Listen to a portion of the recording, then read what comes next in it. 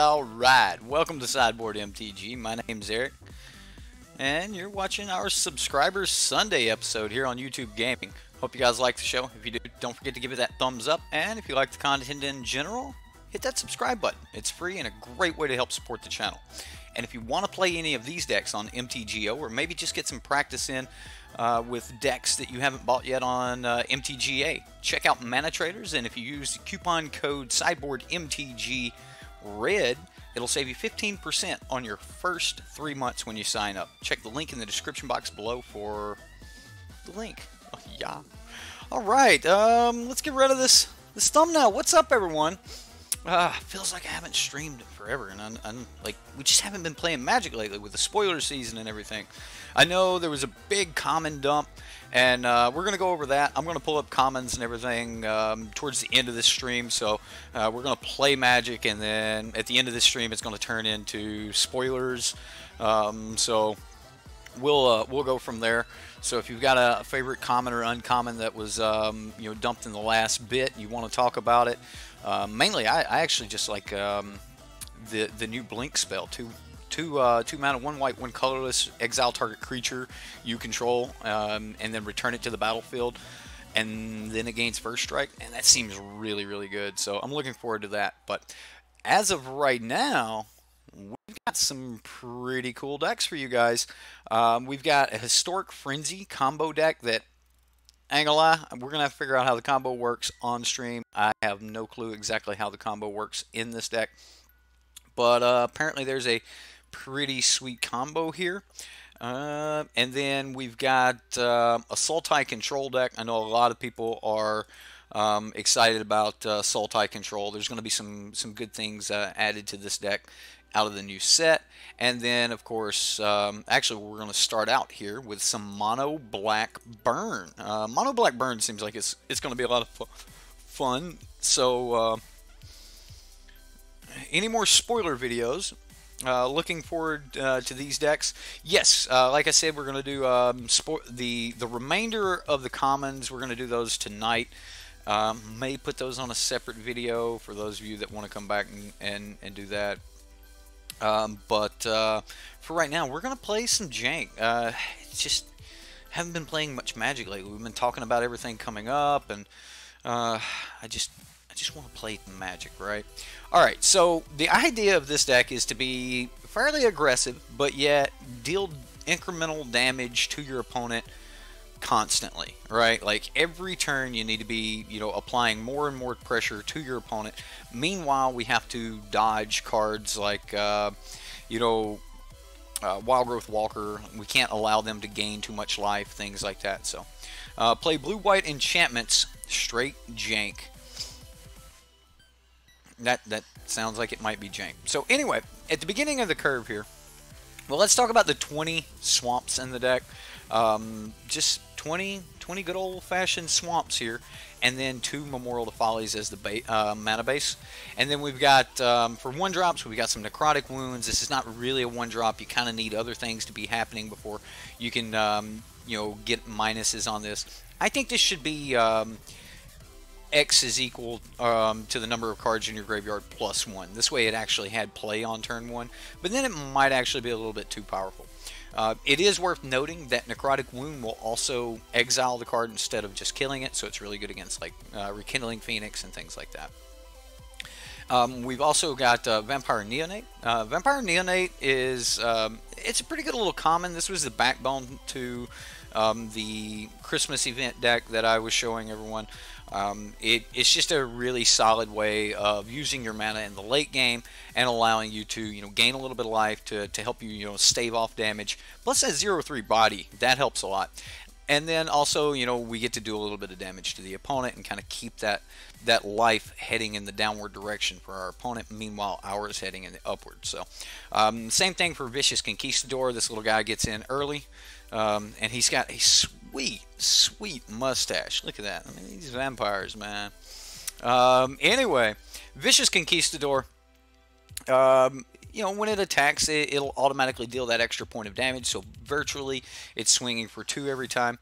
And then moving on up to the 2-drops, as far as creatures go, we've got a couple Kitesail Freebooters, which is pretty good against a lot of decks being played right now. Like, just getting the Kitesail down and being able to, you know, take one of their removal spells or something like that away from is pretty good. So, and then we've got Tattered Mummy, and when it dies, each opponent's going to lose life. So, you know, they have to block it and go ahead and take the 2 life right off the bat. Otherwise, we start getting in with it, and every time that we actually, you know, get in for damage with this, and then eventually they kill it, we're going to get even more damage out of it, so that's going to be pretty sweet. As far as you know, spells go in the 2-drop slot, we've got a couple copies of Sovereign's Bite, and no, it doesn't go towards a creature, but target player loses 3 life and you gain 3 life. It's pretty good. So Pale, sweet mustache, great fashion sense. Something's fishy there. Cast down our other 2-drop. This is becoming a really good card. No, it's not a Doomblade, but there's a ton of cards coming out in the next set that this is just going to hose. So I assume everyone's got their cast downs and is prepared to play them. If you're playing black in the new set, you're going to be wanting some cast downs. And then moving on up to the 3-drop slot, we've got Skymarch Bloodletter. It's not the greatest thing in the world, but it is a, you know, a flying 2/2. And when it enters the battlefield, you know, your opponent's going to lose life, you gain a life. We've got Arterial Flow. Each opponent is going to discard 2 cards. If we control a vampire, and we've got a lot of vampires, each opponent will lose 2 life and will gain 2 life. And then we've got Murder, which is just Doomblade. We've got Murder, which is a non-restricted Doomblade. All right, so Rush asked the question, what is Doomblade? All right, so Doomblade, I'm going to pull it up. It has an iconic art, almost. If you watch the Professor's Dies to Removal, between him and Vince, there's this dark line going right through the middle of their 2 pictures, and that is that is Doomblade. So let's pull up Doomblade here. I'll show you guys what Doomblade is, since we're always talking about Doomblade. What? I have no copies of Doomblade? That's crazy. I gotta put a Murder back in. Doomblade. Come on, Doomblade.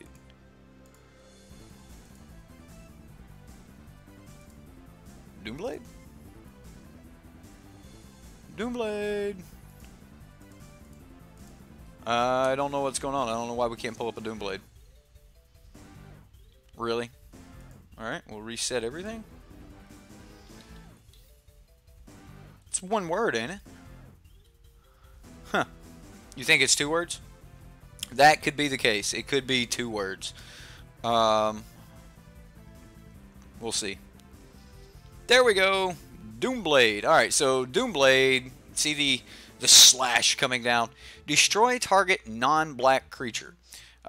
This is not like, is it one of the oldest? There's M14, M14, Masters, M12, reprint. The good old days back when Wizards actually sent us cards and you'd get your promos. I actually have those. That's pretty cool. Yeah, Doomblade. Since 10th edition, since M10, we've had Doomblade, and Terror is the oldest. Okay, so Terror was the original, and then Doomblade is destroy target non-black creature. For me, Doomblade's the iconic one. It's the one that I kind of like. I was playing when I started playing Magic, and I've kind of compared all removal spells to Doomblade. I mean, if it you gotta be able to survive removal, and Doomblade was one of the classic ones for me. So Murder is a lot like Doomblade. It's destroy target creature, just doesn't have a restriction on it, right? So Doomblade kind of gives us that that base set, right? Like when we're looking at cards, there's always that baseline for an ability. And if the baseline for Murder is destroy target creature for 3 mana, and it's for 3 mana, then if you get any cheaper than Murder, then there needs to be like then there's got to be some type of restriction, right? So when you get cheaper than Murder on killing a creature, you know, you get destroy target non-legendary creature, you get destroy target non-black creature, you get go for the throat, which is destroy target non-artifact creature, you get what is it, what's the one, non-vampire, non-zombie, non-werewolf, victim of the night, right? Like we had those. So there's always a Murder or ultimate price. There you go. Like wasn't ultimate price like monocolored creature or something like that? So there's just always a Doomblade around. It's kind of like cancel. Cancel is the baseline for counterspell, right? You got double blue 1 cancel. There's your baseline, right? So if you get any cheaper than that, and without a restriction, you're broken, right? Which is counterspell. You know, double blue, counter anything, that's broken. But if you put a restriction on it, now it's still a really good card in certain situations. So they, cancels, you get negate, it only stops non-creature spells. You get Essence Scatter, stops creature spells. But since they're cheaper than cancel, they got to have some type of restriction. So quite often you guys will hear me talk about, this is above or below the baseline, and that's kind of what I'm talking about. So, we'll probably use that terminology a lot more in the future. So yeah, get ready for us to talk a lot more about baselines and things like that.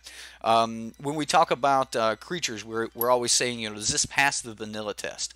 And Murder would be like the vanilla of kill spells, and then this would be slightly better than vanilla, and so on and so forth. So all right, let's move on into the 4-drops here. Nice little break in the middle of a deck tech, right? Fel Spectre.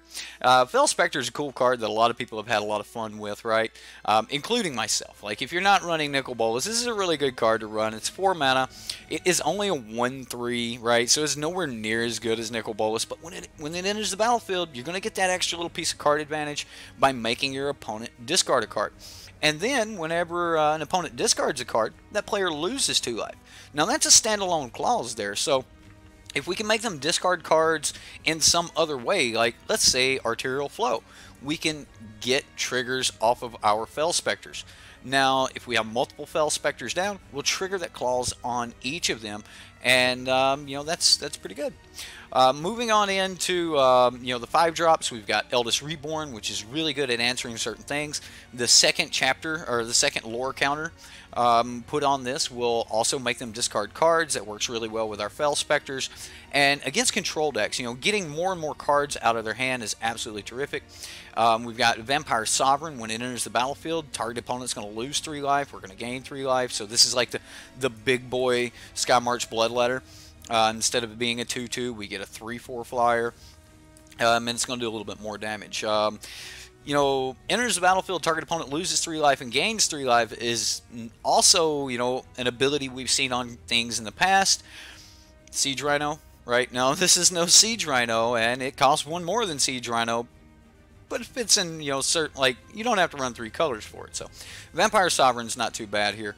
And that's going to do it for the main deck. Now, this is not Arena, so we're playing best of 3 here. We're going to need a sideboard. And in our sideboard, we've got Duress, which is more, you know, discard. This will work well with our Fel Spectres and things like that, so pulling one a little bit late is not that bad. We've got Siege Flyno, as Goldfish calls it. Okay, Siege Flyno. Alright, fair enough. Duress is really good against control decks. We've got more another copy of Arterial Flow. We've got some Plague Crafters, which can also be used to make them discard cards if they don't have anything on the battlefield. They don't have a Planeswalker or a creature. Gives us a little bit, you know, cheaper costed, you know, Eldest Reborn ability, you know, to make them get rid of their single creature, that sort of thing. We've got some Raider's Wake, which is pretty decent against control decks and such. Just making them lose cards is always nice.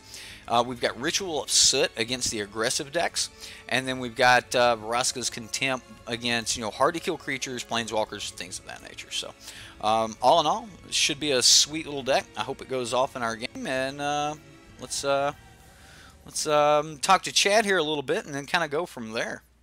One moment, guys.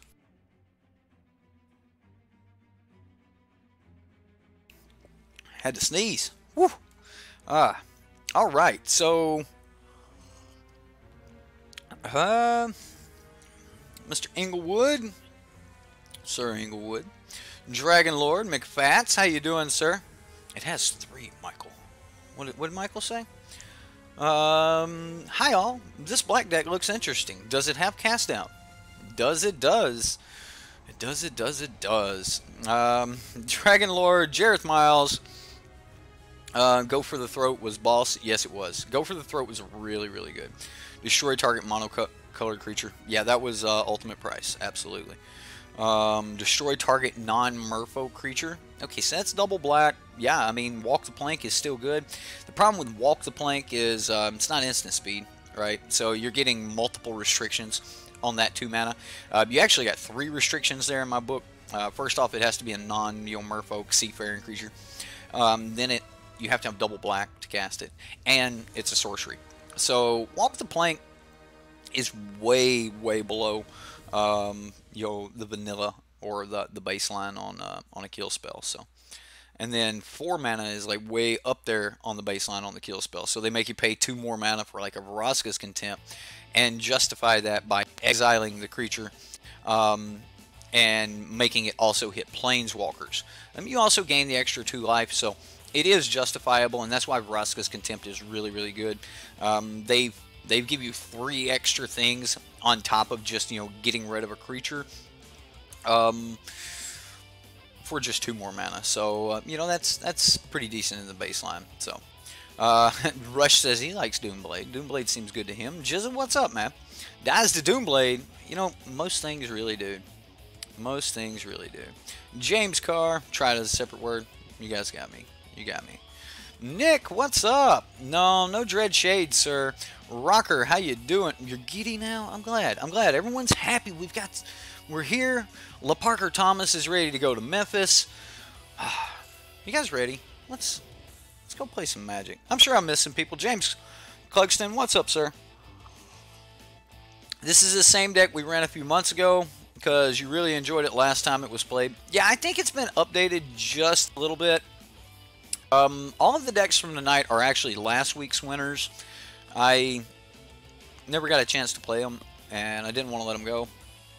I wanted to play them, so we're going to play them tonight, and then we'll get around to some other stuff. So, those of you that have nothing better to do tonight, get ready. We're going to have a long stream. I got to start amping up, right? I got to start getting ready for a lot of long streams. We got a huge stream coming up on the 16th. Yeah, it's gonna be good, bro. We ready? You ready, Nick? All right, cool, buddy. It was only on for a little bit after draft. You just need Bedevil to be fair. It's going to be a great card. Yeah, Bedevil is going to be awesome. I'm looking forward to Bedevil. I don't think that there's many places where we just really have to worry about exiling things. So, white chat. Let's just fix that now. Good luck, have fun. Well, we've got 3 manas. 3 manas. Look at that. So we're probably going to be starting off with a swamp here, getting into the Vicious Conquistador. On turn 2, we could start getting Vampire Neonate down. I think we'll only do that if we come up against an aggressive deck, but I think the hand's keepable, so I'm going to keep it.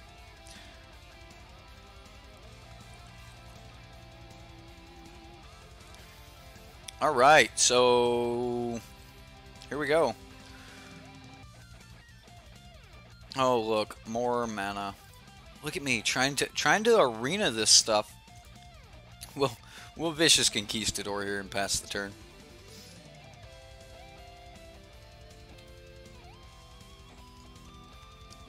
There is a button you can push on MTGO to make it pass turns, kind of like Arena. If you have no available play, you just press F8 or 8 in my case, and that toggle the auto pass. So for those of you that are used to playing Arena and the little bit faster play style, just use your toggles, and then when you want to turn it off, just press it again. So red black burn, seems interesting. That's probably going to be a pretty decent deck.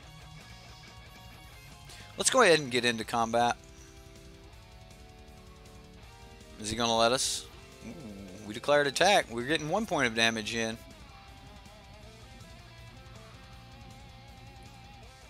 Think we can get the Tattered Mummy down.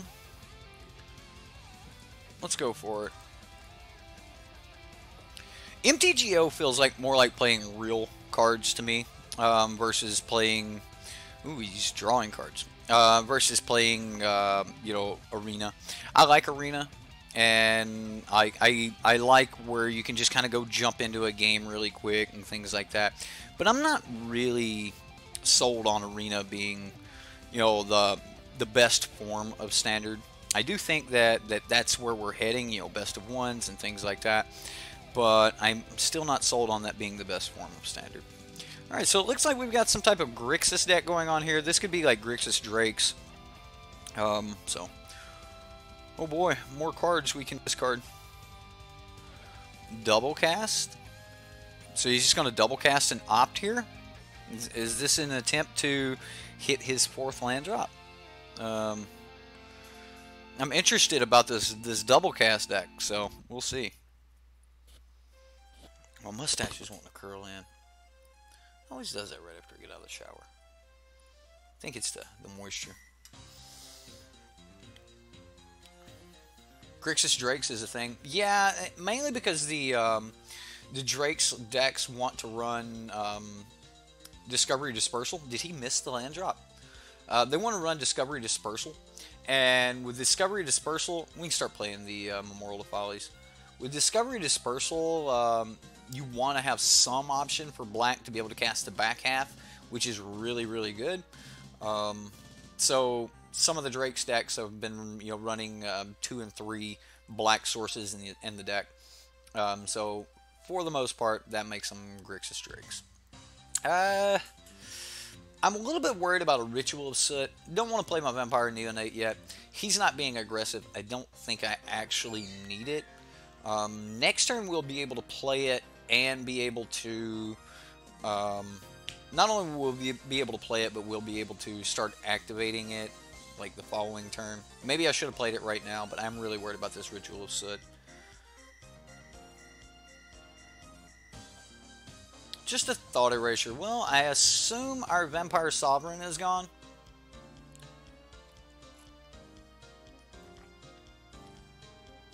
Vintage Cube, huh? You like some Vintage Cube? If he sits, he loses 2 life. Well, I mean, okay. He took the Neonate. I assume he doesn't have Soot if he took a Neonate. Why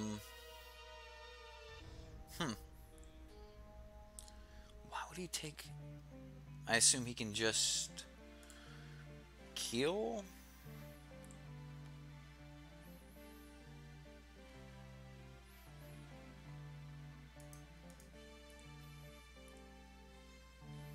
Right.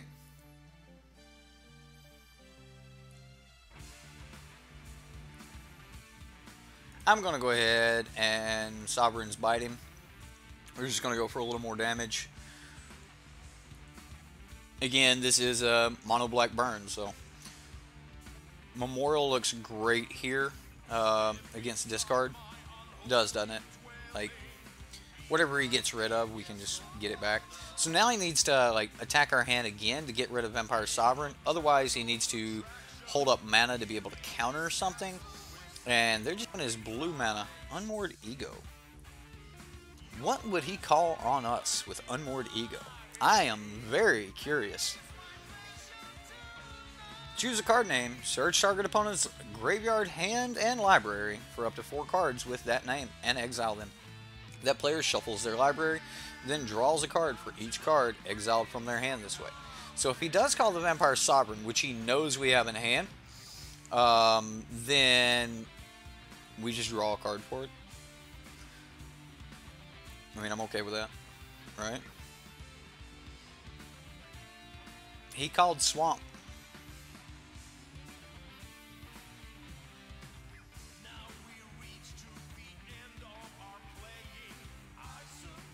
I mean, okay. Take the 2 swamps out of our hand, maybe. He called Swamp. And just took 4 from our deck. So he thinned our deck of Swamp.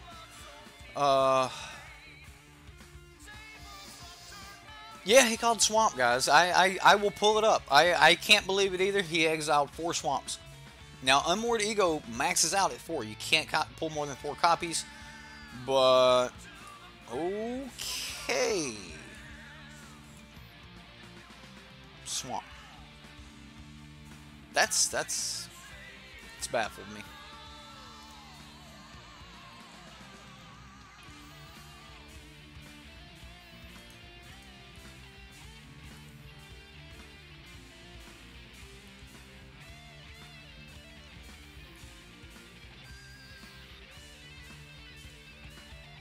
And I'm going to go ahead and play the Vampire Sovereign.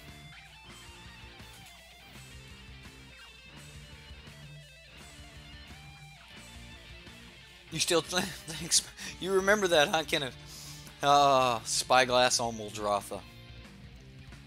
Then the way we played around the Muldrotha in that deck was hilarious. Like, I didn't even make the perfect plays because I was playing around him like he put multiple Spyglasses down calling Muldrotha.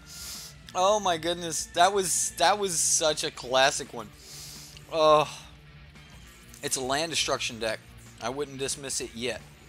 Fair enough. Fair enough. I want to go into heavier control. So I'm bringing in the arterial flows. I'm actually just going to cut Murder and Cast Down.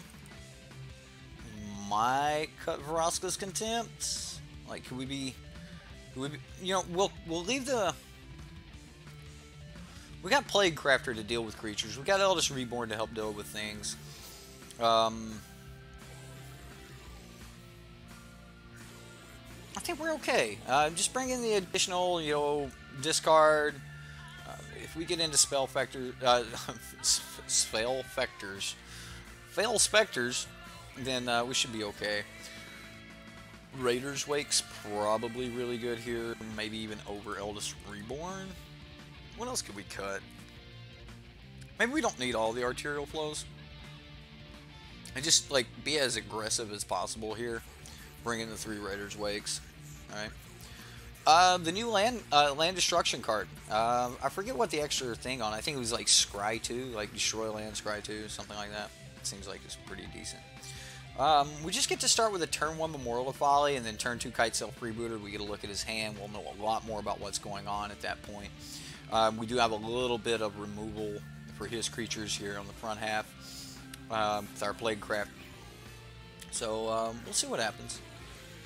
We'll just drop our Memorial of Folly and go from there. Oh boy, howdy.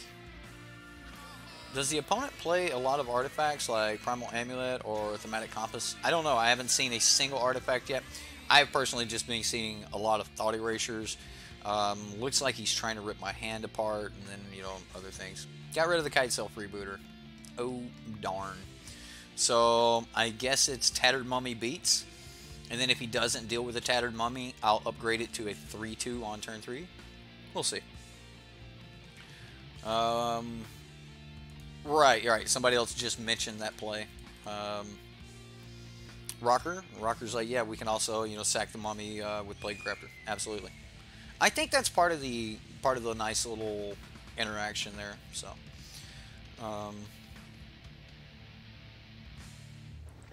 Thief of Sanity. Guess what?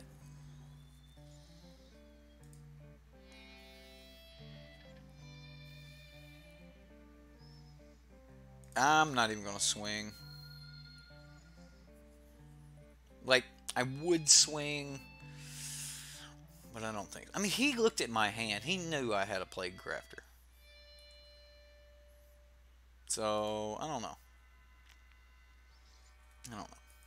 Maybe he's got another Thief of Sanity. He's got 3 cards in hand. I don't have a Vampire, though. So, we're not going to get the additional burn out of Arterial Flow. But we did get the burn off the Tattered Mummy already. And we've got a 3-2 beater. So, yeah. He must have something else for us. Otherwise, he's silly.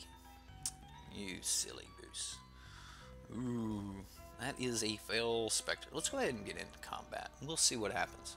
We'll make our decisions after combat.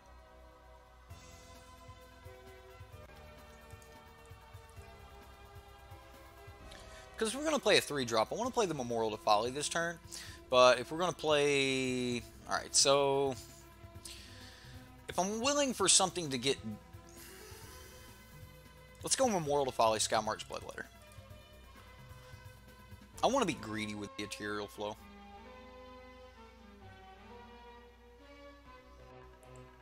Got me. You got me, opponent. Oh, man. He may have been trying to thin our deck so that Thief of Sanity had more hits. You're trying to make sense of his unmoored ego.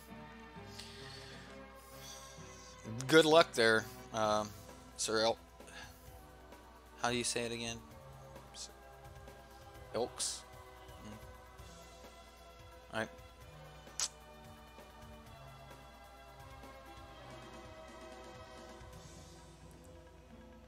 Alright, well, I mean, he may drop a bomb on us, like, real soon.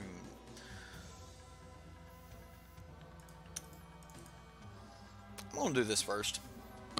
He's only got 2 cards left in hand. Freckles, Sir Eccles. Ah, there you go. My bad. There you go. Sir Eccles. I keep wanting to say Elks. Alright, so he's got to be able to counter this. If he can't counter this, he loses both cards in his hand.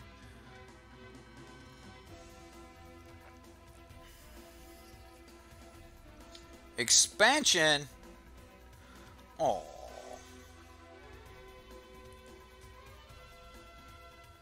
Well, we lose our cards too. Oh, darn. I didn't play around that. What was his other card that he discarded? You have a... Nope, he's going to allow it to resolve. It was a mission briefing. Okay. Well, I've got Memorial to Folly. I can get that Fell Spectre back. I mean, it's going to be a few turns before we can do it. He does need to top deck some type of answer to this Plaguecrafter for, you know, before it just beats him to death. Because that's the thing. I mean, Plaguecrafter beatdowns is a thing, apparently. Opponent actually made a decent play.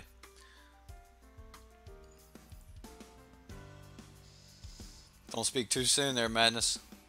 We'll see what happens. Another decent play would be call Fell Spectre. Oh, he's going to call Plaguecrafter. And he's going to pull the last 2 Plaguecrafters out of our deck so that we can't hit another Plaguecrafter. Well, what happens when you finally kill this one and I bring it back? Ooh. See, that's a clock. Like, as much as I want to just Memorial to Folly this turn, he'll be at 8. We'll swing for 5 next turn.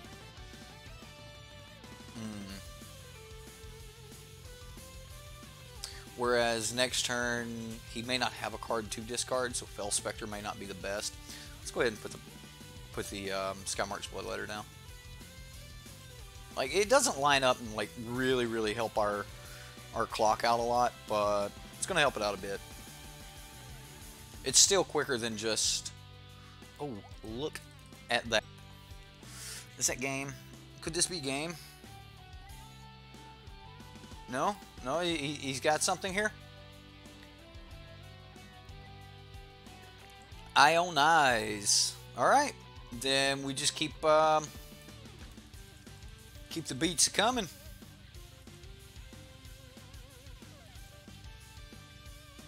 He's evolving.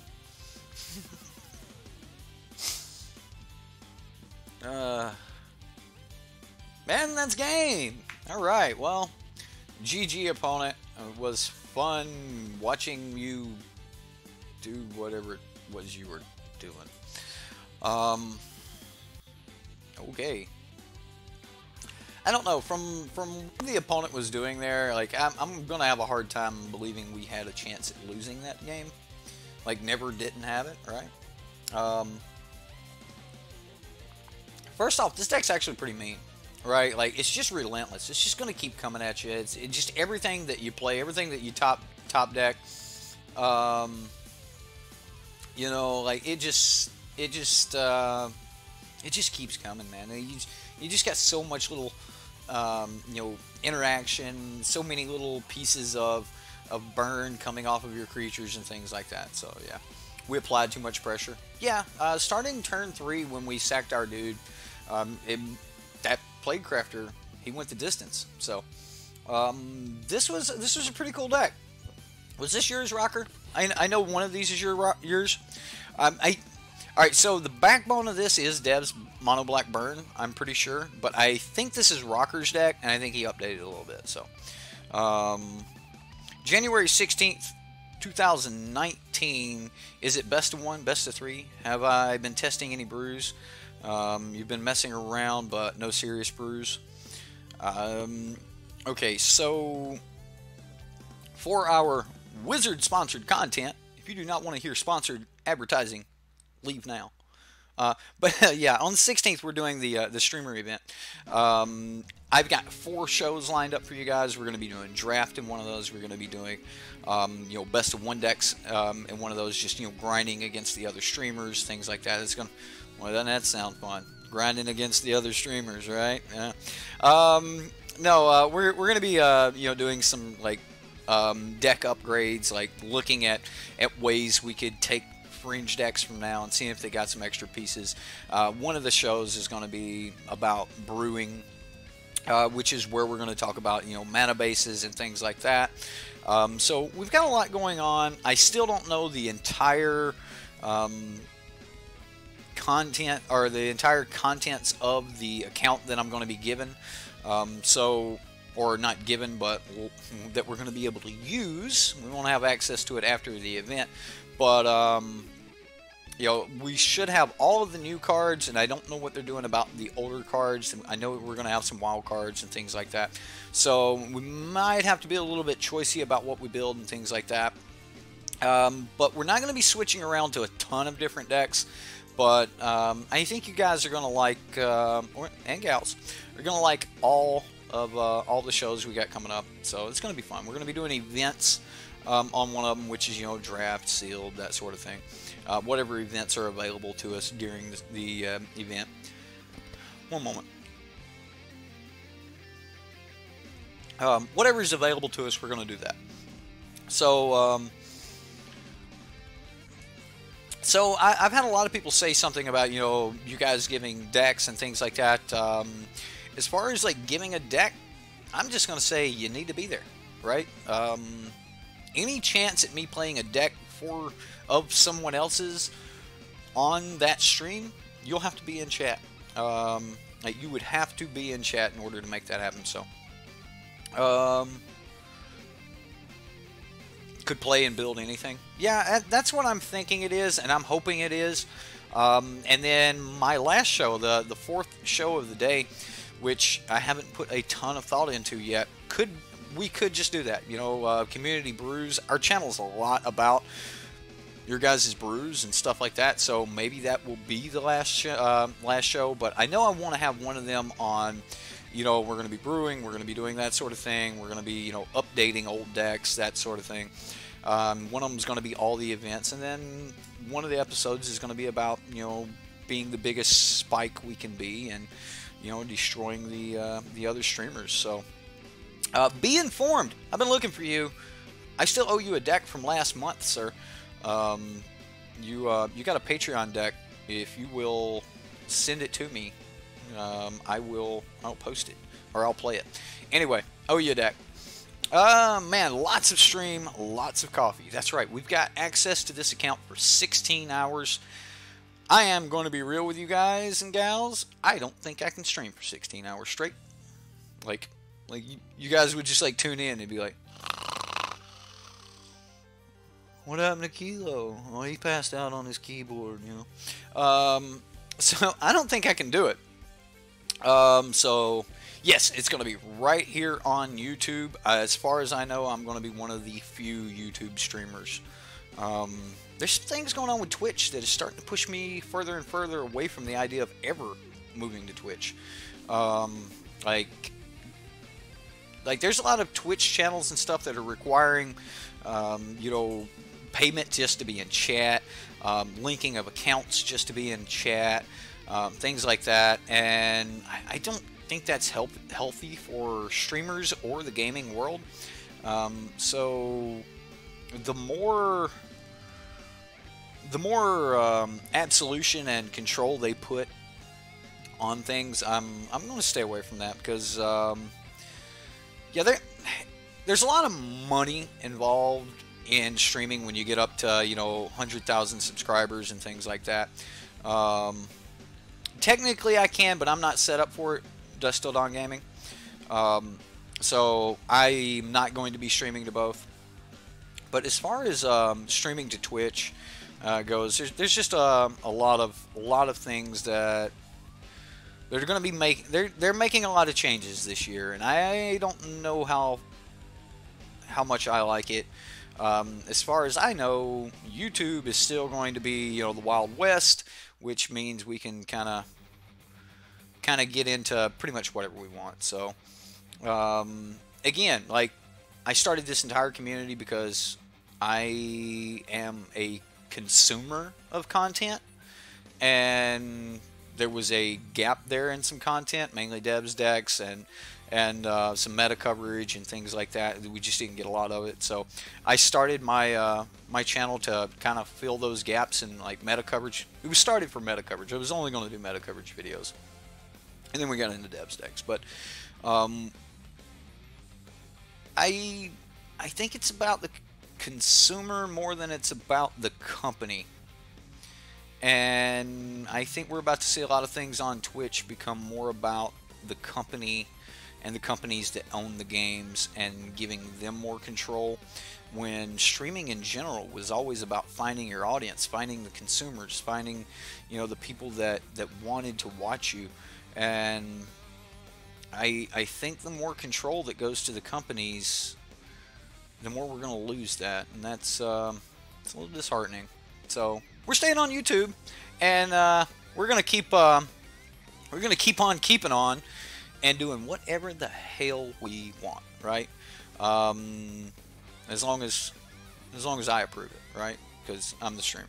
So anyway, loves devs decks. Big reason you watch. Well, Danny, I thank you for that. I love devs decks. Main reason I play them. So I used to put them together. I would take them to F&M from time to time. They were always cheap, easy to build out of your collection. So I would always have a devs deck laying around, and I'd hand them to my buddy that would show up that didn't have a deck that night. Anybody got a deck I can borrow? Yeah, here, take this mono black burn deck. You know, and they may come back and be like, dude, that deck was awesome, dude. I went like 3-2 with it. Or, you know, they'd come back and be like, man, I didn't win a single game. That deck sucks. And that was the whole point. I was like, you know, okay, I will play Dev's decks so you guys can make the decisions for yourself on whether or not they work. So, by the way, thanks, by the way, for making this channel happen, and all of you homies in the Magic fam. McFats, thank you, buddy. I appreciate you hanging out. You're always a lot of fun. I see that you have made friends with the other members of the community. And, yeah, like that's pretty awesome. In case you guys don't know, McFats likes playing old Magic, right? Like, McFats wants to go play some crazy decks. He wants to play the old decks and stuff like that. And you can do that. Like, him and Jareth Miles, they both have mana traders, or they both have access to some old cards and things like that. And, you know, they pull up old decks that were a ton of fun, you know, like this old Jeskai Black deck, you know, with some Soulfire Grandmasters. Anybody remember this card? Right? Soulfire Grandmaster. Lifelink, instant and sorcery spells you control have lifelink. So when you cast Crackling Doom on them and it dealt 2 damage, you'd gain 2 life, which would help you pay for your polluted deltas and your flooded strands, bloodstained mires. And this deck actually had more fetch lands in it than it had fetchable lands to go get. And you know, yeah, check lands are good, shock lands are good. Shocklands are better than this, but we had Prairie Streams this set, which was, you know, it entered the battlefield tapped unless you controlled 2 or more basics. So like we just had a ton of interaction. We had Delve in the format where, you know, you could cast 1 mana Murderous Cuts. You could you know, use cards like Kalitas or Kalitas. It was a lot of fun.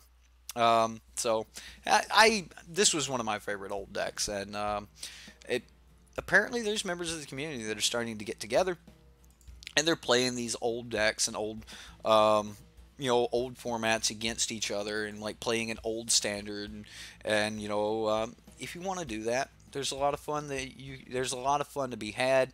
And again, if you're a manatraders user, it's actually not that big of a deal. You can get most of these old decks for the smallest package on manatraders, which is pretty cool. All right, let's talk about Sultai control, shall we? A little Sultai control action. My mustache is tickling, like it's starting to get long, so it's tickling the my lip and my nose. So you guys are gonna have to bear with me here. I don't want to trim it. I want to let it grow and get like thicker, right? That's right, like this big. Yeah, all right. Yeah, Salvador Dali. Yeah. Anyway, let's talk about this this Sultai deck. All right. Now, some of you guys are going to be super excited about Underrealm Lich. As long as Underrealm Lich is on the battlefield, you can't be milled out, right? Because it says if you would draw a card, instead look at the top 3 cards of your library and put 1 of them into your hand. You're not actually drawing. So with Underrealm Lich on the battlefield, you'll never draw a card again. You'll actually look at 3 and put 1 into your hand, which does not qualify as drawing. So the stipulation for milling yourself is if you were to draw a card from your library and you cannot draw a card, then you lose the game. Since you are not drawing a card from your library, you're looking at the top 3 cards of your library. Even if there's 0 cards in your library, you'll look at 0 cards and put 1 of them into your hand instead of drawing a card. You can also pay for life and make this indestructible and tap it, basically regenerate.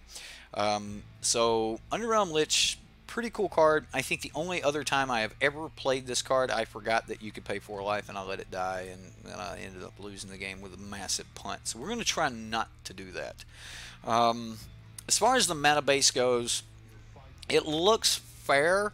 I would have to crunch through the numbers again. If you guys, you know, want that article, I can get that for you. So this deck starts on turn 2. It's got a lot of you know, 2 mana interaction here.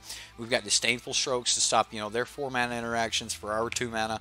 We can draw cards with Radical Idea. It's not exactly a think twice, but it's pretty good. So,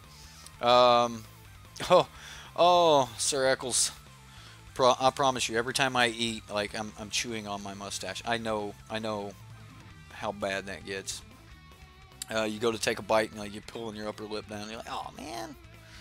And then you got like, yeah. It's a lot of work, a lot of work.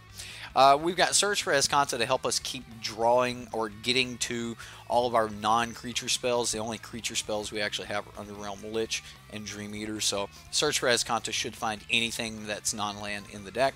We've got some cast downs to help deal with problems. We've got Thought Erasures to help deal with hard to deal with cards from their hand. Just pull it out of their hand before they even have a chance to cast it. We can answer pretty much anything with an Assassin's Trophy, even flipped Search for Escantas. You don't want to usually do this too early, but it's still a pretty sweet card. We can counter spells with Sinister Sabotage. We can draw additional cards with Chemist's Insight. We can kill virtually anything with 4 copies of Vraska's Contempt. Again, card selection off of the Underrealm Lich also serves as win con. Dream Eater also serves as win con, gives us Surveil 4. We get to return something to their hand, things like that. Returning something to their hand on their turn, at the end of their turn, they can't recast it, and then we get to Thought Erasure them on our turn. That's always decent.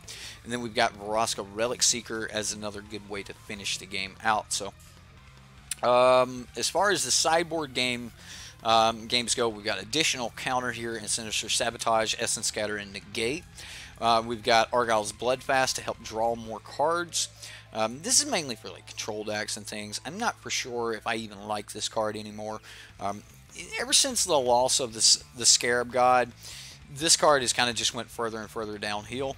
We've got Sorcerer's Spyglass, which is a great way to stop Muldrotha. I'm sorry, guys, that's a troll. You'd have had to been here. It's a horrible way to stop Muldrotha. Only works on activated abilities that aren't mana abilities. So you need something like Azcanta the Sunken Ruins. No, not Search for Azcanta. If you call Search for Azcanta, you will not affect anything. They're still going to get their triggered abilities. But the second half, Azcanta the Sunken Ruin, you will be able to stop their ability to search for cards. So remember that. Make sure you know the difference between triggered abilities, activated abilities, and static abilities. And then we've got, of course, Duress to pull cards out of their hand. I think I mentioned the 4th copy of Sinister Sabotage. And then we've got 2 Carnage Tyrants, which should probably even be in the main board. I don't know. That's the deck. That's our control, our Sultai control. I don't know exactly how well all of these spells are going to line up against opponents. King Leo, we see King Leo all the time. This has got to be a stream sniper. King Leo loses to us a lot. So if you're in the stream, King Leo, what is your problem, man? Why do you always lose? I hope you got something good today. Yeah, pretty sure King Leo is a stream sniper. We play this guy all the time. Hand looks okay. So, here we go.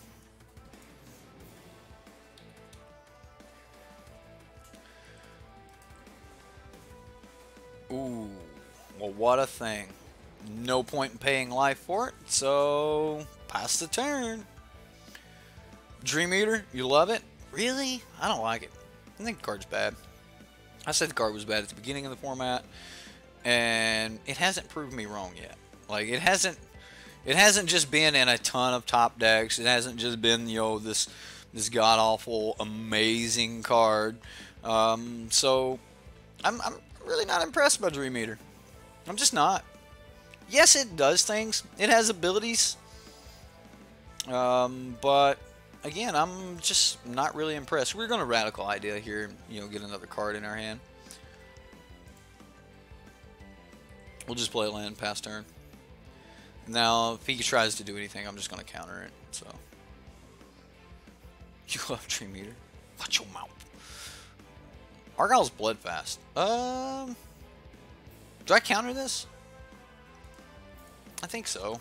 I think I counter this just for the Surveil action. I think that's the only reason I even worry about countering this. He's going to Syncopate. Fair enough, opponent. He's going to burn a card. I really wanted that Surveil too. Really wanted to Surveil.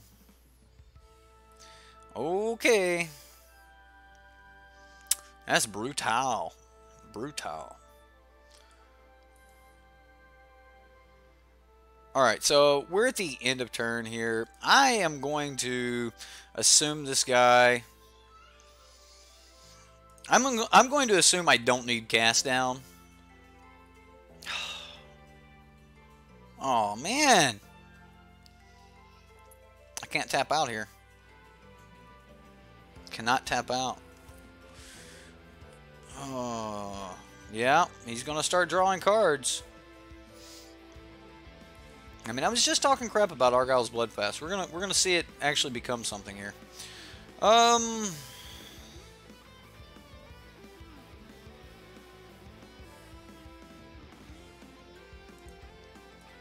gonna get rid of D-Stroke.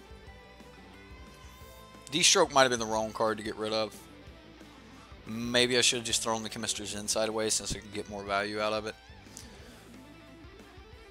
There we go. Yeah, I should have gotten rid of the I should have got rid of the Assassin's Trophy.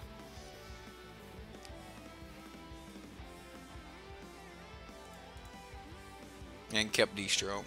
Alright, let's go for a search for Escanta. And then I can keep up Assassin's Trophy. Sinister Sabotage. We're going to just give him the mana.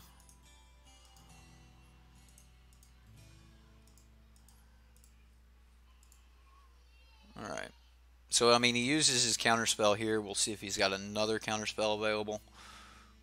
He's got another counterspell available. Alright. May get around us here. Missing that 4th land drop was pretty bad.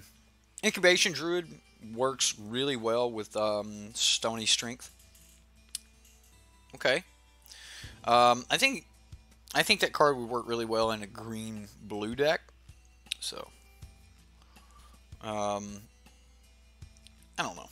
We'll have to see where the format goes. But 6 mana on turn 3. There's a lot of good things you could do with 6 mana on turn 3.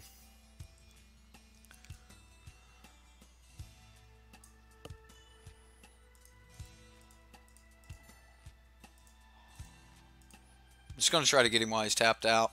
If he wants to discard all 3 cards in his hand, he can. I mean, he'll have 1 card left.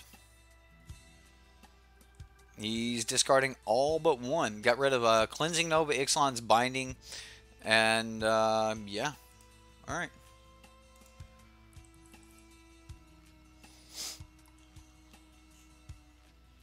So we just need Vraska Relic Seeker to be online next turn. And we need it to resolve. Alright, so here we go. We're going to pay the life. We're going to go for the Relic Seeker.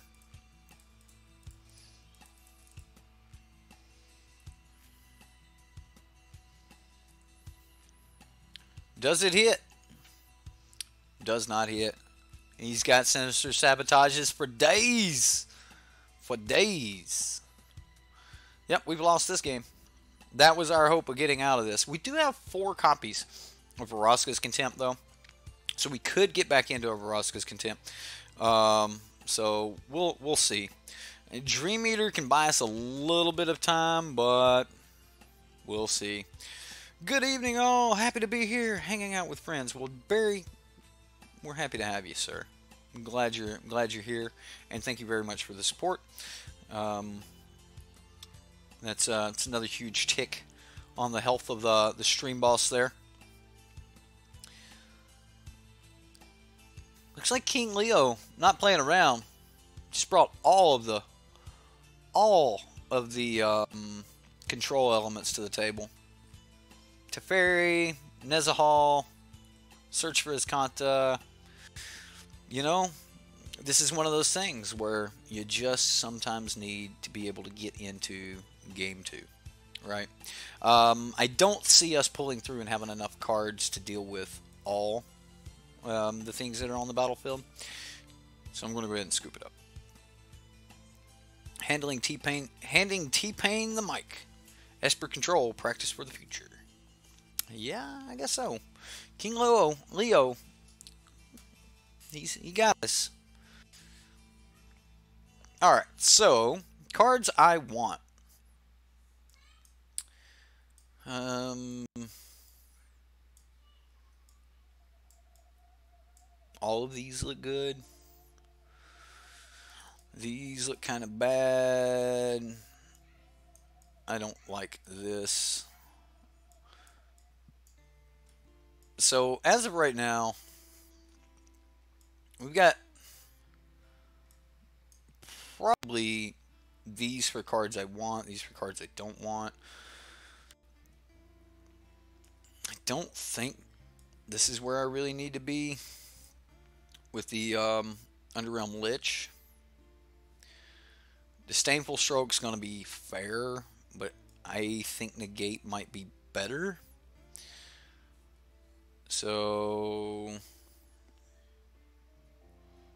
yeah, Negate just may be better.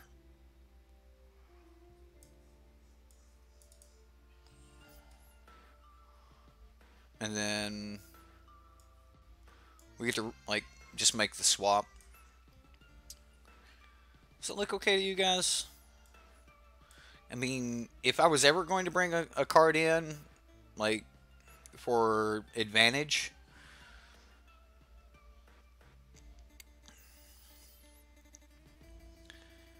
like,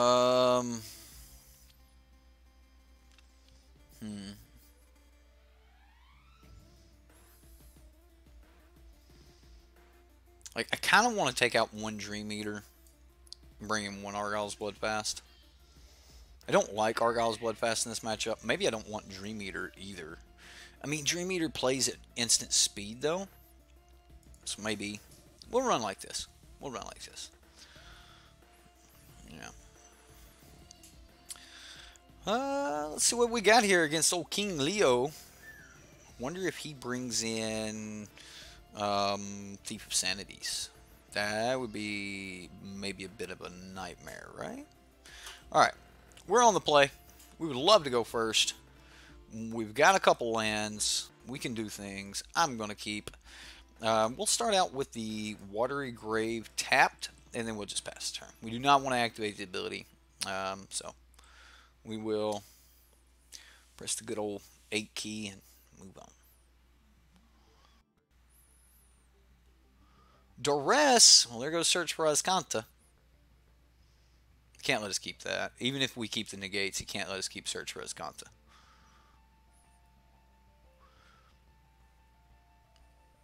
Right, see?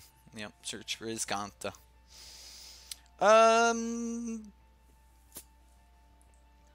I think I can just hold up negate for the next couple turns. Like, I would happily negate his Search for Azcanta. We get to 4 mana, we can Sorcerer Spyglass like a Teferi or Nizahal, which is an activated ability, so no point in taking life here. We'll just pass. You don't like that art for Duress? Yeah.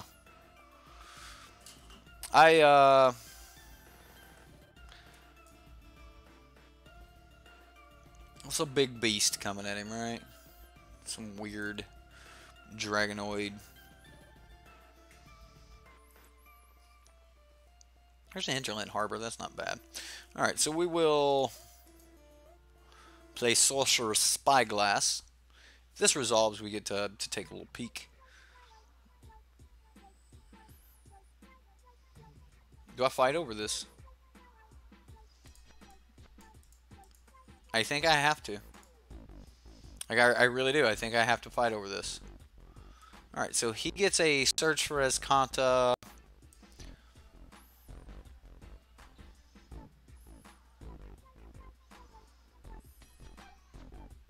He's just got land and search.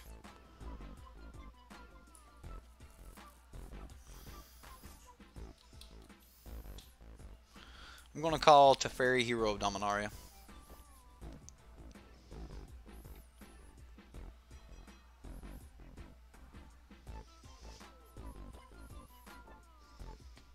Don't call it that, Bill. We can sandbag this for a few.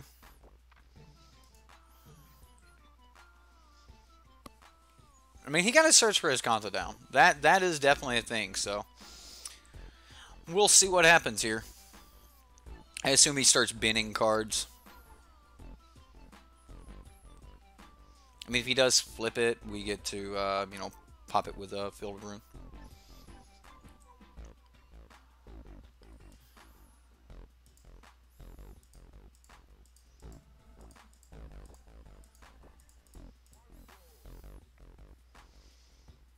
Carney T.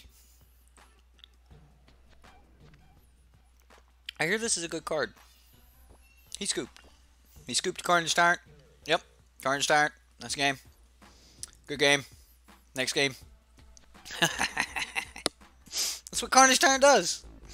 That is what Carnage Tyrant does right there. Yeah. All right.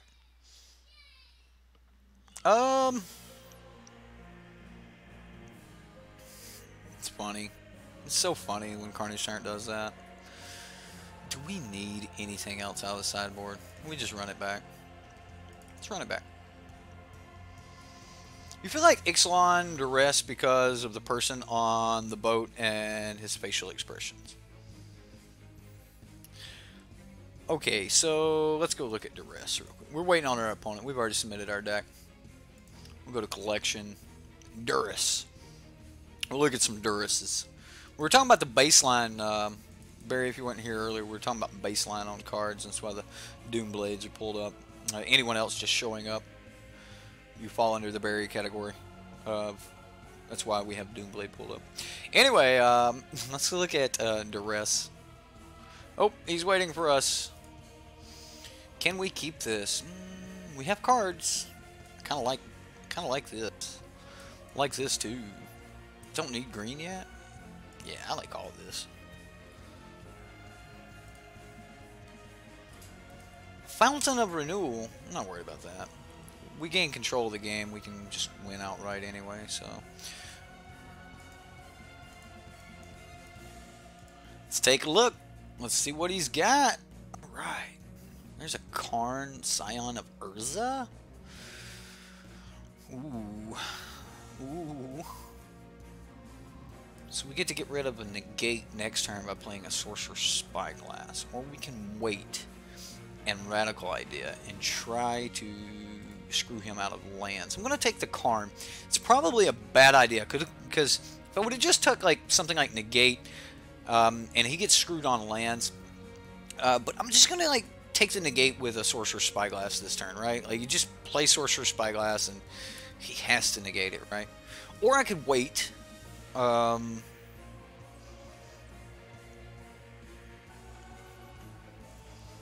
I can wait in Radical Idea, right? Like, there's an argument that if we could somehow keep him off of mana, then we won't have to worry about Karn, but like just the chances of keeping him completely off mana seems pretty bad. Sure, dude. So he takes a Spyglass here, right?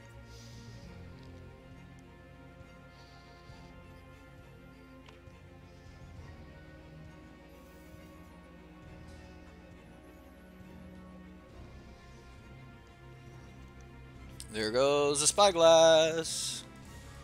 We'll Radical Idea now.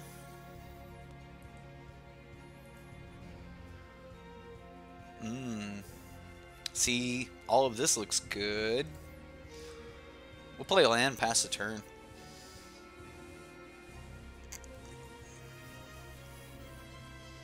Right. Just letting, like, giving him that option of Karn possibly getting out of control just seems like a nightmare, doesn't it? So, yeah, I'm game to stop the Karn.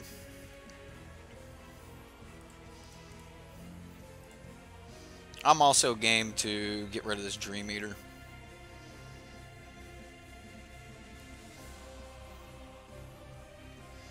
I like this too.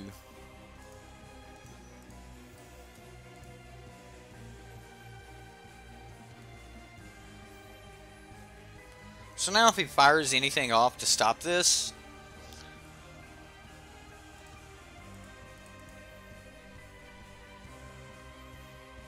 well, look at that. Good old Teferi. Well, I think we call Teferi here. Teferi. He's a long way from Nizahal. I think we can deal with Nizahal for a little while. Yeah, let's call it Teferi. Teferi. Hinterland Harbor. Go.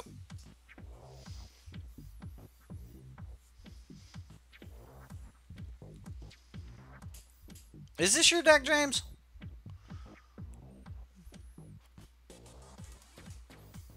You're a mid-range man. Opponent scooped it up. We stopped his Teferi. He didn't get another land. And, you know, no Karn, no Teferi. No card advantage. Sorry, King Leo. You got me in game one, though. Maybe you'll do better in Arena, where, you know, everything's game one. But if people have a sideboard, then things get a little bit more fair. You know, you get to see what they're doing. You get to change your game plan.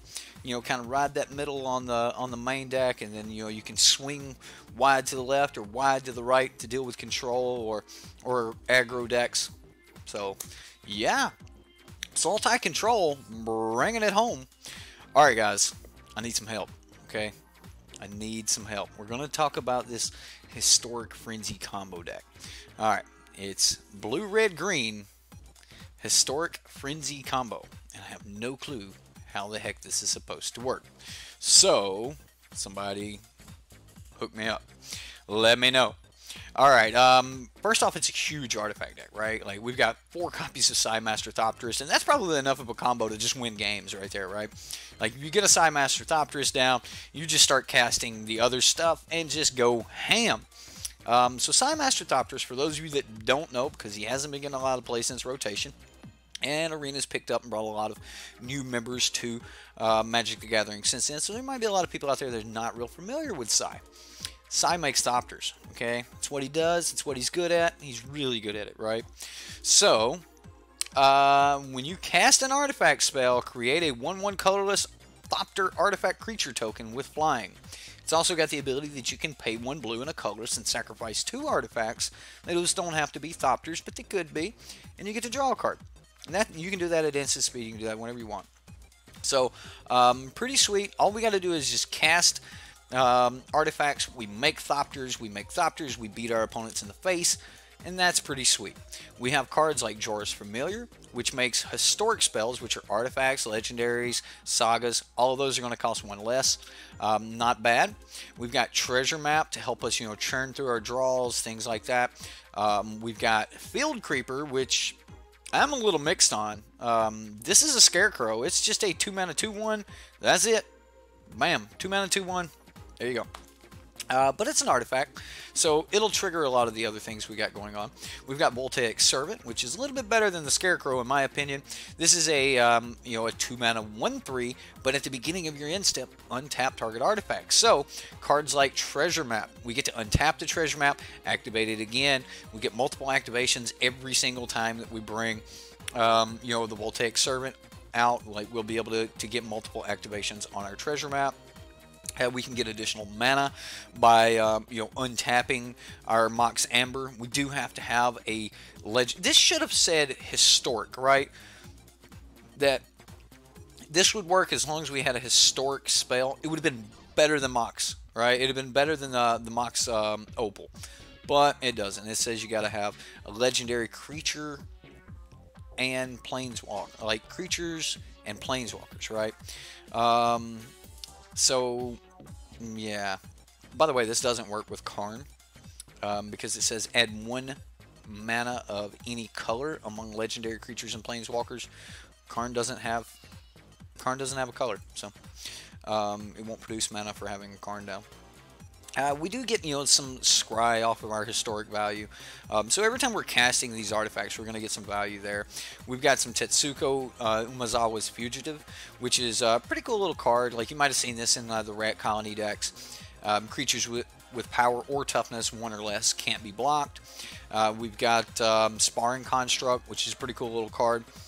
And then we've got Wand of Vertebrae.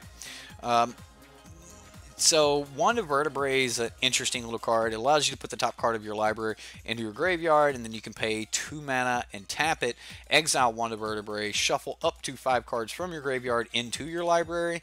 I'm mixed on like why you need this card or want this card. Then we've got Experimental Frenzy, which I think that's kind of the combo, right? I think we want a Psy out, we want an Experimental Frenzy, we want to have a ton of mana.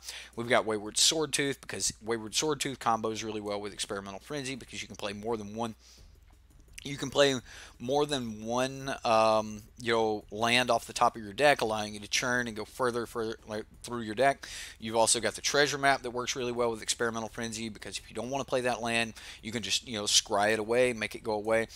Same thing for, if you have Artificer's Assistant on the battlefield, you can, scry away those lands on top of your deck. So I guess this is really just, get an Experimental Frenzy and then the rest of the deck will just naturally combo. So, okay, all right. The wand gets lands off the top of our deck.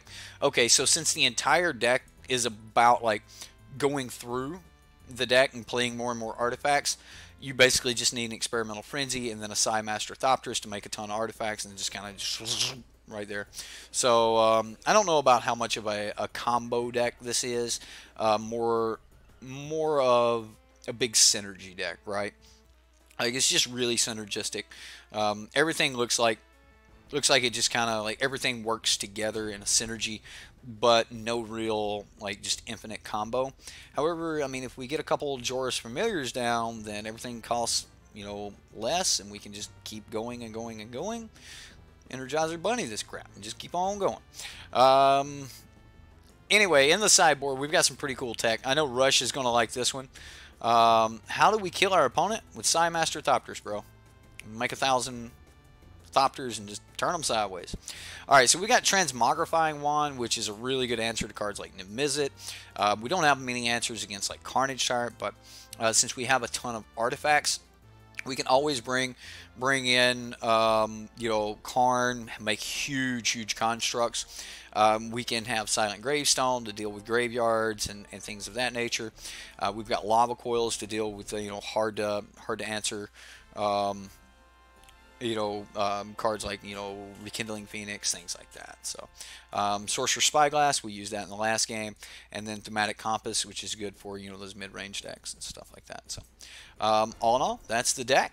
It looks pretty straightforward. Like, I was originally thinking, all right, I've got to learn some kind of combo here, but I don't think it is. I think you just want to get an Experimental Frenzy and a Psy Master Thopterus down, and then just burn through the deck. Just cast as much as you possibly can. So, meanwhile, before we jump into anything else, art.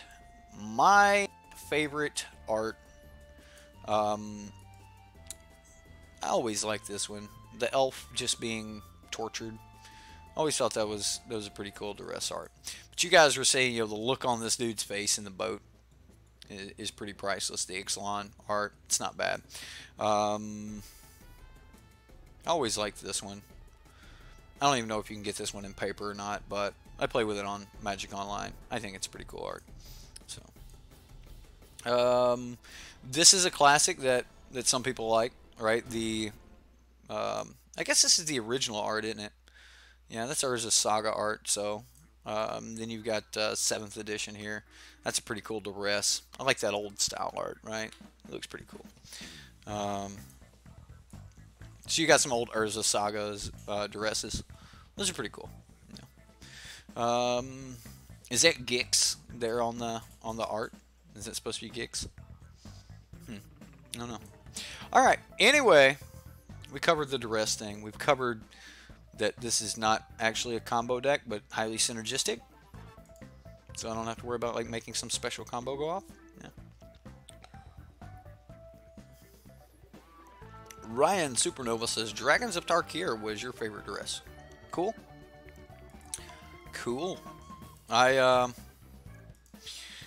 think that's one of the cool parts about having multiple different arts. It allows you to personalize your deck, personalize like your staples. Cards like Duress, Negate, Essence Scatter, these are always going to be staples. Cancel, stuff like that. They're always going to be staples. So let's see what we've got here. We have a Psy. We have Wand of Vertebrae. We have Field Creeper. Artificer's Assistant, which we can't actually get down till turn 2.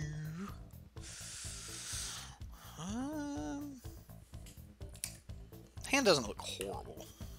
It's slow. I mean, we get to pick whichever turn we want things to come in untapped. The hand's a little slow, but I'll play it. Ziggy Ziggler. Howdy, sideboard. What's up, Ziggy? I'm going to keep. Again, it's slow. We're on the play, though. That Jace's spellbook negate stole your heart. That's a sexy negate. I ain't gonna lie. That's a sexy negate. We are playing jank, Ziggy. We are playing some jank, man. We've got an experimental. We've got a teamer or rug. Isn't it rug?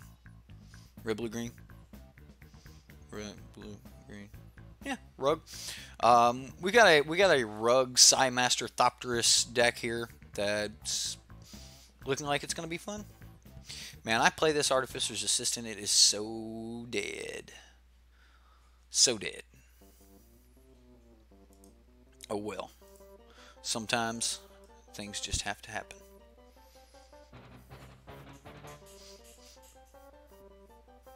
This is a cool song.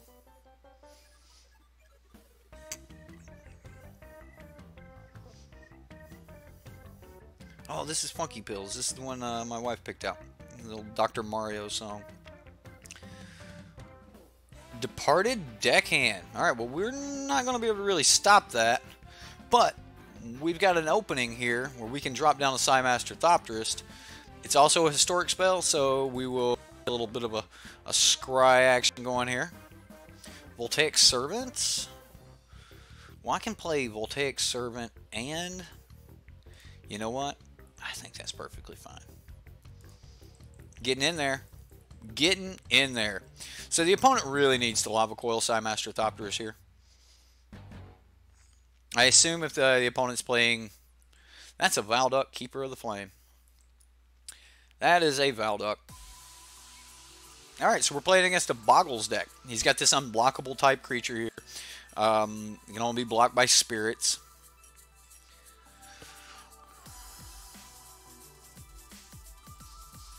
Alright, so I want my Voltaic Servant. I'm going to leave up the blue mana. I don't know why, because I'm just casting a Wand of Vertebrae here. Mox? Yeah, let's put that on top. That's free. We can play our land. Play our Wand of Vertebrae. Making Thopters. Yeah, we like that Mox. That Mox looks great. We have the city's blessing, ladies and gentlemen. No point in swinging there.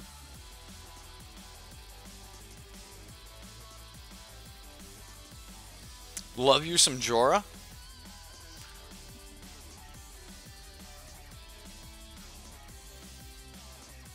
I could have tapped this, but I want to keep that. I want that Mox. That Mox is just it's ramp. It's free Thopter. Like, he's looking for something to put on this Valduck. He just threw another Valduck away. We tried to play Valduck in the past. This card's not that great. It's just not. Arcane Flight. Valduck. We getting in.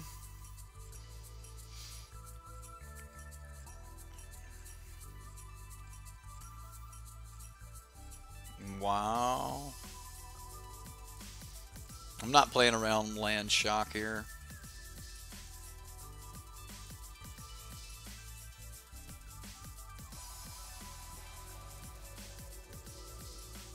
This is fine. Do they have trample?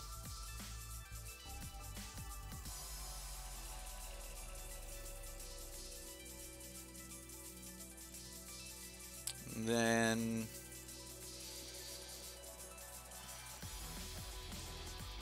let's cast Mox. Let's look at the top card of our library, of course, after we make our Thopta. Steam Vents, do we want that?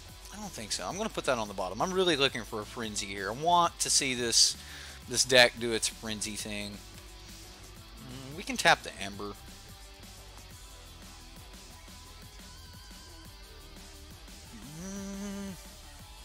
I mean, that's okay, but... Yeah. I really just want Frenzy.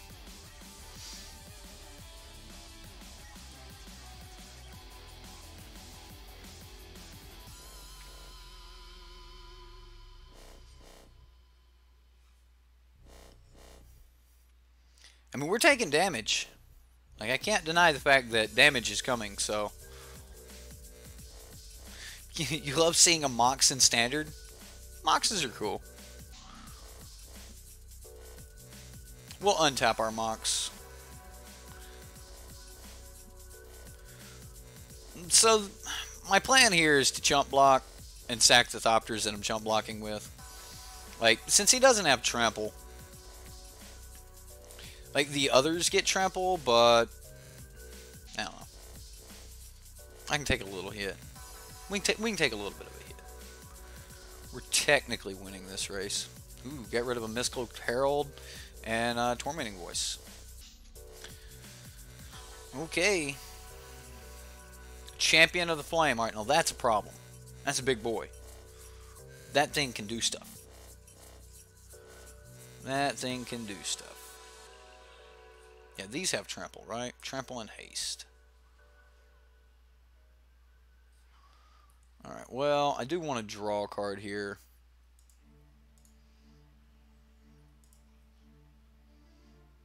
Like, do we want to stop 1 point of damage? I'm okay with it. I'm going to have to sack it anyway, so that won't even stop a single point of damage because I'm planning on sacking it. So that doesn't really change things. So I'm sacking it anyway, so it just doesn't matter that I put it there. Alright, so we're going to activate Psy. We're going to go blue, colorless. Get rid of this one and this one. Like again, that did nothing as far as the element is concerned, but maybe I should have got rid of the Wand of Vertebrae. Sparring Construct. Well, that's not bad. Alright, so let's go ahead and Mox. We'll Treasure Map. This will give us our first Scry. So we'll Scry. We're really looking for an Experimental Frenzy. That's an assistant. I'm going to put that on the bottom. We'll make another Thopter. We may get overrun here.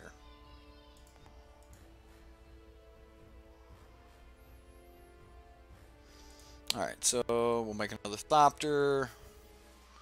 Another land. I'm going to put that on the bottom.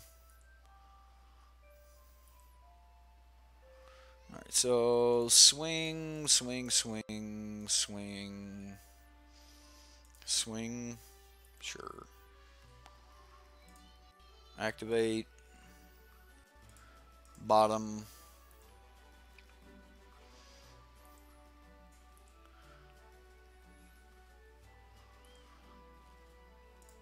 Untap Treasure Map. No point in waiting. Wayward Swordtooth. I mean, that's a 5/5. That's no joke. Still gonna put it on the bottom. We just have so many ways of dealing with the top card of our library. So, Historic was great flavor for us old timers. Got you back into the game actually. When you heard the All-Father had returned. Yeah, Richard Garfield coming back to Magic. Even though he was making Artifact at the time, Richard Garfield coming back was this is a pretty big deal. I think I just missed a subscriber. Did we just have a subscriber? Thank you for subscribing. Anyone else see the resemblance between... Yeah, see, that I actually kind of like letting mine kind of like just... I'll take that. I'll be the Master Thopters. That is perfectly okay with me. I like that suit he's got on, too. That's pretty cool. Alright. I'll take that. It's better than Vicious Conquistador, right? Eric Master Thopters. I like it. I like it. It's my long-lost uncle.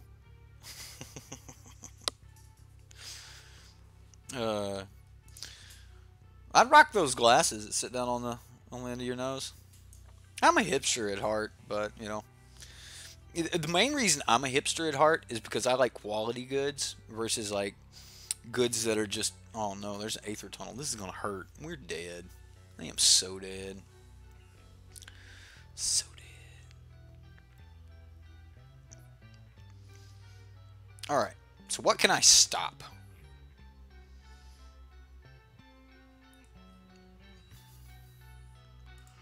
can stop this.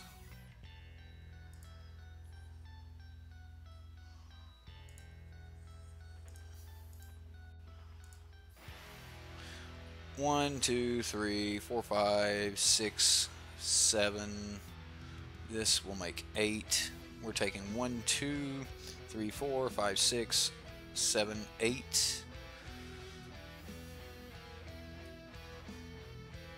I wonder if he's got a kill spell. If you don't have a kill spell, he's dead here.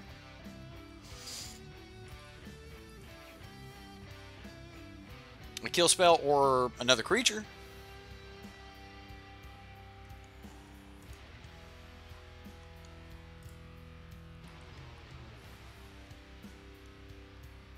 Maybe I should have put it on the flyer.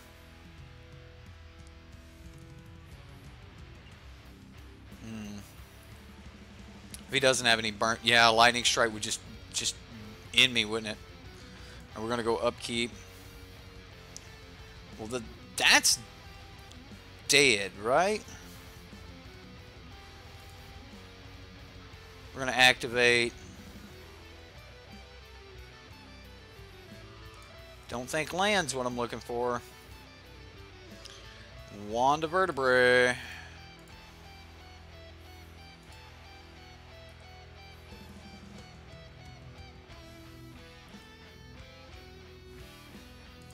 Still not looking for land. How many lands have we just put on the bottom? Okay.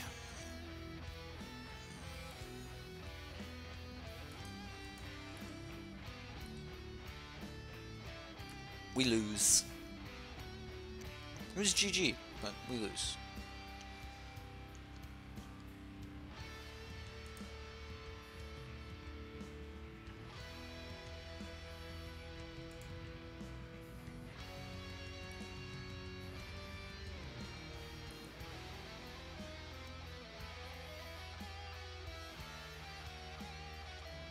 Yeah. I should have cast the other Sidemaster Thopters to make another blocker. Like, it would have been a...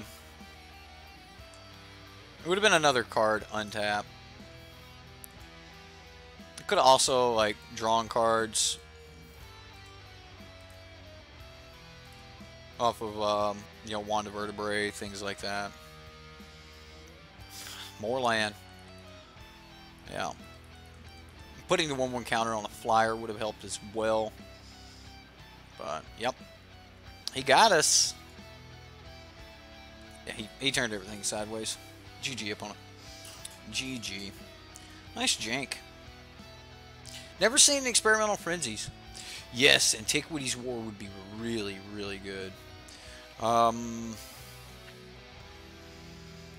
like, these are good. I think Karn, like, supposed to be in this deck anyway. Field Creeper feels bad, man. Feels real bad. What activated abilities did we see? Did we see anything that was activated other than Departed Deckhand? Right? Like, Departed Deckhand didn't really... yes, at least we have a game 2. We do have a game 2. I don't think Wand of Vertebrae is worth a crap in this deck. I don't think it's even needed, right? Like, the deck already has a ton of ways to deal with the top card of the library. I just don't think you need Wand of Vertebrae. Alright, so that might be a wasted spot here. Field Creeper, I like the artifact. I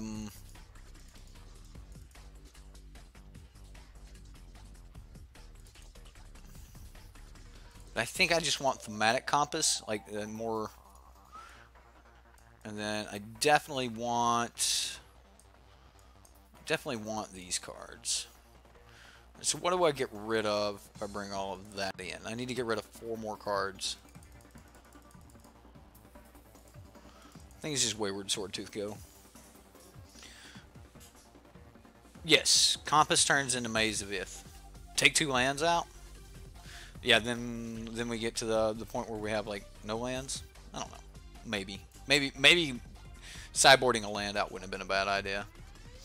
We don't have a Sidemaster Thopters, and he could have a really, really fast hand. Like, having something like, you know, the champion and then like 2 things to put on it, and we're dead. Like it would just be over so fast. So I don't know. I do like treasure map. I like spar and construct. Like I like these things. I like treasure map. But this is definitely a hand that's planning to go into the later game, and our opponent really. Oh, I could have cut the Tetsukos. You're right. Like I think this is a really slow hand. Probably bad. I'm going to mulligan it away. I would love to see a lava coil or some type of answer. This is also bad, but it's better, and we got a scry. That's the perfect thing. The perfect thing. All right, so we'll just get our blue source down this turn, and then we'll play our green source next turn. That'll bring in our turn 3 untapped as well. Oh yeah, he's getting ready for a Valduck. So second main phase. Treasure map. Alright, so now I gotta put the stop my upkeep again. Like he's probably like, oh gosh. Alright, so we've got to scry for a lava coil. Nope, bottom. Have to find a lava coil. That's a start. That is a start. Okay. We're dead to this. What's up, Aiden? We're about to die to a Champion of Flame because we're running a deck that has 0 removal, basically. Like, I've got some removal, and we're going to be able to use it, but it's going to be a little slow.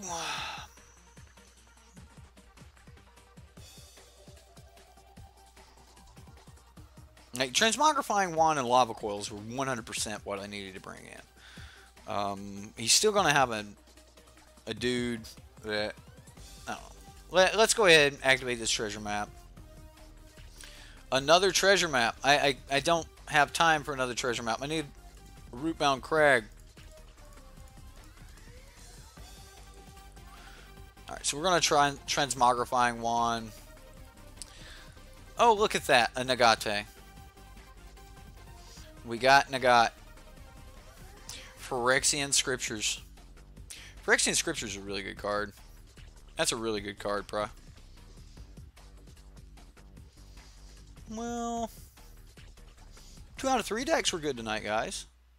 I like the idea of this deck. I think we could remodel it a little bit, but I like the idea. Like, I'm a big fan of Psymaster Thopterst anyway. In case you guys didn't know it, I'm that asshole in Modern that plays, you know, KCI or decks like KCI. So yeah, yeah. Nagate. That's right. We get to make some big plays this turn though. This turn and next turn.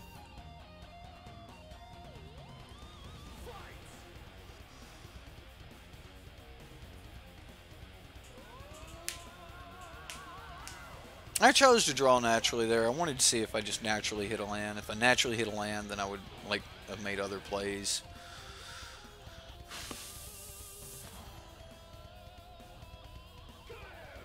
So you pretty much have to tap the treasure map, right? Like, we don't have a lot of option. There's that land I wanted. A little too late. And that's the perfect land too. It would have been double blue. That would allow me to or Artificer's Assistant scry one. Yeah, let's put that on top. Because next turn we're going to be...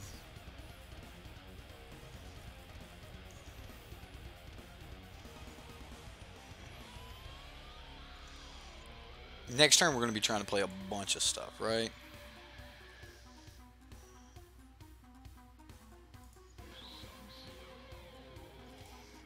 Yeah. Alright, so I'm going to go...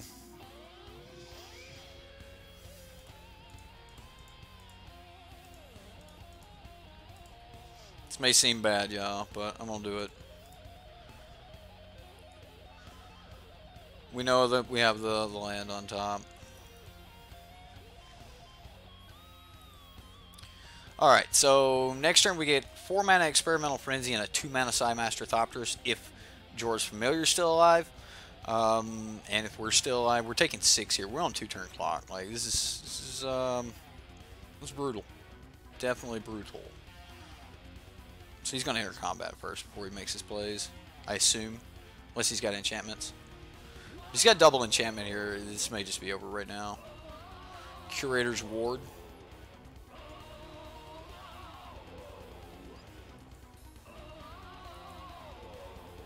I should Familiar. It's better than the other play.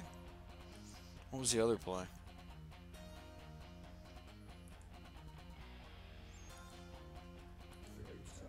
We need a monstrosity of a turn right here. Has to be a monstrosity. Alright, here's our land. So we're going for it. We need like 1-drops forever. We're putting Karn on the bottom. We need 1-drops just all day long. Alright, cast. Scry.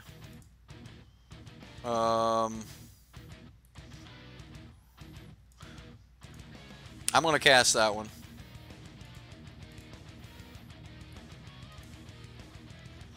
There's a Thematic Compass. 1, 2, 3, 4, 5, 6. It doesn't really do it. Alright, we'll keep the Compass.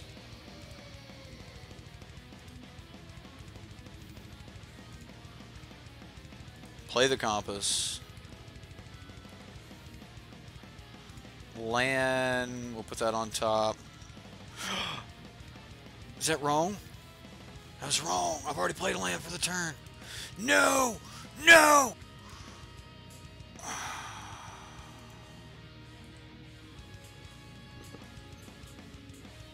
Alright, alright.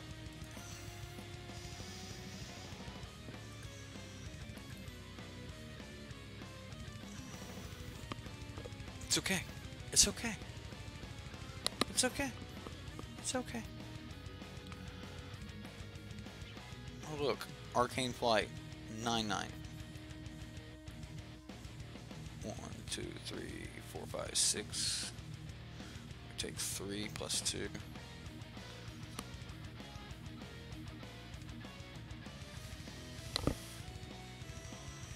I have to know what that next card was. Like, how bad did I mess up on that land? Yeah, we're dead here. Just too much trample coming over. Neg 1. Draw a card. Come on. Come on, Magic Online. Let me see the next card. Come on, Magic Online. Our opponent's already closed the match out, so we don't get to look at things. Yeah, I don't get to see what was there. Boo-hoo. Yeah, I forgot that I'd already played the island for the turn, and I didn't get rid of the land. Now I don't get to see what it was, which really makes me mad. Like, I have to know what was under that daggum land. If it was just another land, then the mistake doesn't. Like, it's not really that big of a deal. But if it was a 1-drop, then it was huge. Because a 1-drop would have been, you know, an extra body that we could have put under, you know, in front of a Champion of the Flame that might have helped. So, yeah. It's unfortunate. It's very unfortunate. Alright, so that's our 3 subscriber decks. Those were they were fun. They were a lot of fun. I really, really like the idea of Sidemaster Thopterus, Experimental Frenzy, you know, all of the artifacts, things like that. So, like, this was a really interesting deck. It was a really interesting take on, you know, the dinosaurs with coffee, right? So, Experimental Frenzy is what Jim Davis calls, you know, coffee. If you give dinosaurs, the dinosaur here, you give it some coffee, you know, you're supposed to be able to just go do all kind of good things. So this was a really good take on the Wayward Swordtooth Experimental Frenzy combo. Having Sai and then just a deck full of ways to, look at the top card of your library with, Artificer's Assistant and things like that. These are all really, really sweet decks, or sweet interactions, and I like it. I like what the opponent had going on here. What I don't like about this deck is Wand of Vertebrae. I just don't believe the deck needs it. I think that your Artificer's Assistants, your Treasure Maps, your Wayward Swordtooth, so being able to just, get to more, or using more lands, I think that's enough, right? Like, we've seen these decks do really well in the past with just Treasure Map and Wayward Swordtooth to be able to activate, and use the Experimental Frenzy. And then, like, when you bring in the extra little added piece of Artificer's Assistant, then that's terrific. As far as Tetsuko goes, it's probably another open spot, which you may or may not need. So yeah, Fountain Renewal would be so much better than the Wand. See, I like that because you can actually spend 3 mana and just draw a card with Fountain Renewal. So like if you just had a land, like a turn where you went, all right, I'll draw a land. There's another land on top. I'll play that land. There's another land. Fine, I'll crack the fountain, draw another one. So yeah, the Assistant is a really, really good version of the deck. What's up, Jack? How you doing, man? Your flight got canceled to school, so you need to fly out tomorrow and try to make both that and the connecting flight. Oh no, you'll still miss first day of class? That's brutal, dude. If you can't control it, don't trip. It's wasted energy. Yeah, man. Yeah, if too much of that is out of your control, then just sit back and handle what you can handle, man. And don't stress it too much. Things like that happen. You can kick your own butt if it was your fault you missed your flight, or if your flight got canceled. Now, like if it's your fault the flight got canceled, like no calling in bomb threats to the airport, dude. You can get in trouble for that. I'm telling you, like TSA, they'll be on you. When we play an arena, we gotta grind to get the next set. We're gonna play some arena. I promise you, we're gonna play some arena. For those of you that don't know and are still here, we're gonna be playing 4 2.5 to 3 hour shows coming up this the 16th, which is the streamer event pass by Wizards of the Coast. So we're going to be doing that. That's going to be a lot of fun. That's sponsored content. So Wizards of the Coast has given us an account that has all of the new cards. Now we'll only have access to that account for 16 hours, where we'll actually have access to play those cards before they're released to everyone else. We're going to be playing against all the other streamers, the big guys like Nox and Merchant, and all of those guys are going to be in on it. And maybe we'll get to run into some of those. I would love to come up against like Thundermo Hellkite. Thundermo's funny, but Thundermo spends a lot of time like dead in front of his screen. So that's like he's just, I've been streaming, playing Magic for 15 hours. Like that, like it's hard to play Magic that long, all right, and it's hard to do it every day and then do it at any, So like the guy puts in a lot of hours, and but I would love to have the opportunity to play against some of those big streamers, and hopefully we'll do well. So that's what I'm looking forward to. Like I would really, really like to do well during the event and win a lot. Like that would be the fun part, is to win a lot, considering everyone knows everyone's a streamer. Otherwise you wouldn't be playing that day. And if we could beat some of the bigger streamers on their streams, maybe people will look us up here on YouTube, and we'll grow the community that way. I think it's a good opportunity anyway, so it'll be a lot of fun. So Sir Eccles, you have a good one. You've been adding coworkers and friends lists. You've been telling coworkers and friends at your LGS about it. Can't wait. Well, thanks, man. That's awesome. Devin, thank you. Like, word of mouth is always great. Yes, it's Wednesday. I'm going to start streaming very early Wednesday. I know a lot of you are going to have to work. I know you're also very used to YouTube replays, right? Now, I am going to be breaking up the day into four events, right, or 4 streams. So I am going to be doing that. So we are going to break the day up into multiple streams. This way, once the replays are allowed on YouTube, you'll be able to break those up and come in and just watch, just the draft and other event sections. You're going to be able to come in and watch, just the brewing section where we talk about mana, upgrading old decks, things like that. If you want to join in, now. As far as I know, I am not allowed to have automatic replays up until some point after the event is over, and they allow video on demand, which is basically what YouTube is. So I'm going to have to unlist them, but I want those to be available later. So we'll be posting those. So is there? I think it's on Twitch. I think they posted it on Twitch. They're supposed to have advertising about it, so yeah. Or sorry, not Twitch, but Twitter. Yeah. I'm going to be playing everything right here on YouTube, so you guys don't have to. Go to Twitch if you don't. If you don't want to. Yeah, we're gonna do everything right here. Yes, as far as I know, Rush, we should have access to everything. And then we should just be able to build and play whatever we want. So, yes, 16 hours of a God account, right? From what I understand, is about $1,200 worth of cards. Like that, it cost a little over $1,000 to build a complete collection on Arena. So yeah, that's gonna be a thing. Yeah. You don't want to Twitch your tweet or anything. You only have YouTube and MTGO. Hey man, we got you covered, McFats. You don't have to worry about the other streamers. Just watch Sideboardmtg right here on YouTube Gaming, and you got it covered, right? If you guys want all the emotes, you want to be able to call me out during the day, things like that. There's going to be a lot of fun. No, I am not selling decks on demand for that day. You can send as much money as you want. That doesn't mean you're gonna get anything. Yep. See, you already knew. You already knew. Unless I will.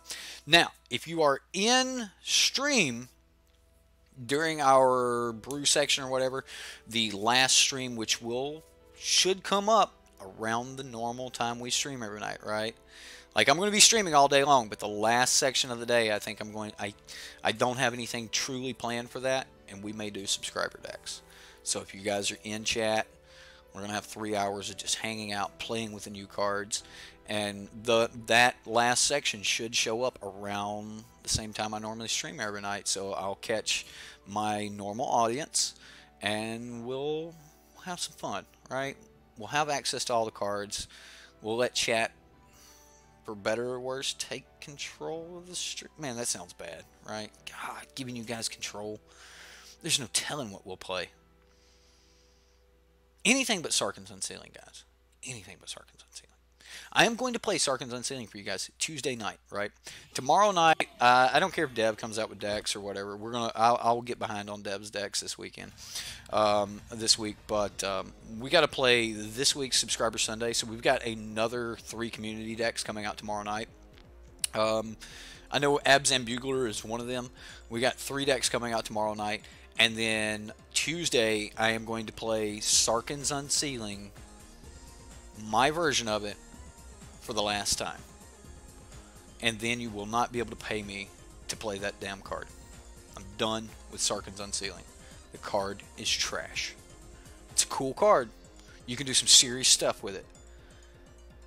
But we've had an entire 3-month block, and it has done no more than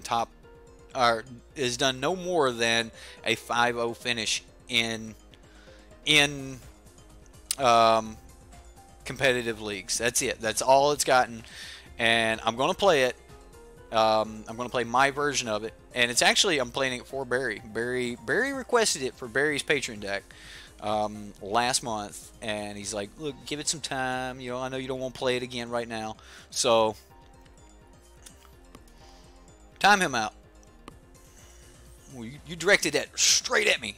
Straight at me. Time him out. All right. That's all I've got for right now, and we're gonna go into some spoilers.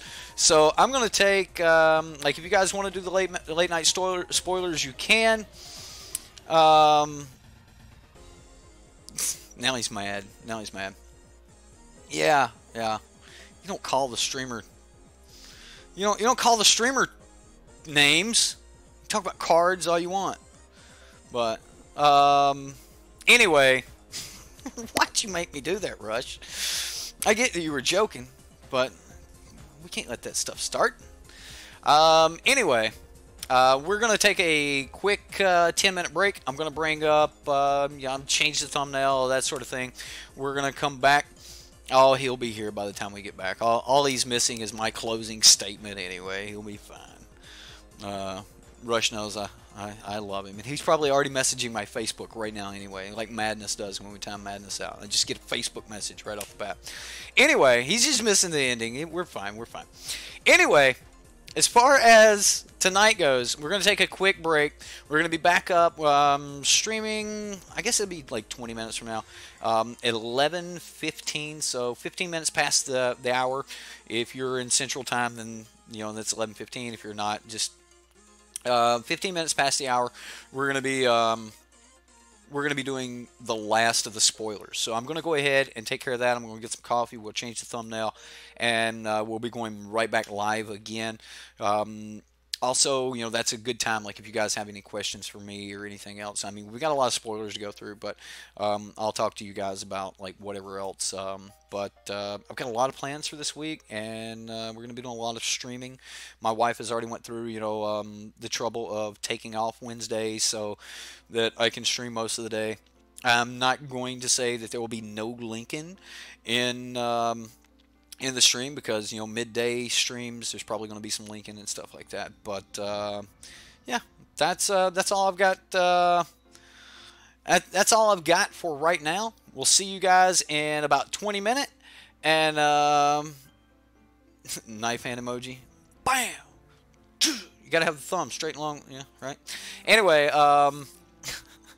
it's not a party without Lincoln, right? Hey, don't be ninja. Nobody don't need ninja, alright? If you guys don't know where that video is from, you need to find out. Hillbilly Ninja. Go check it out on YouTube. It will make you laugh. The man's so funny, he made it to Jerry Springer. Alright? Anyway. Yeah. Alright, guys. We'll see you back here in 15 minutes for the best of the rest spoilers. It's gonna be good. Lamp, you gonna be here? Yeah? Lamp will be here. Alright guys, see you in 15, and we'll talk about the big common dump. We'll have some fun. See you soon. Judy Chop!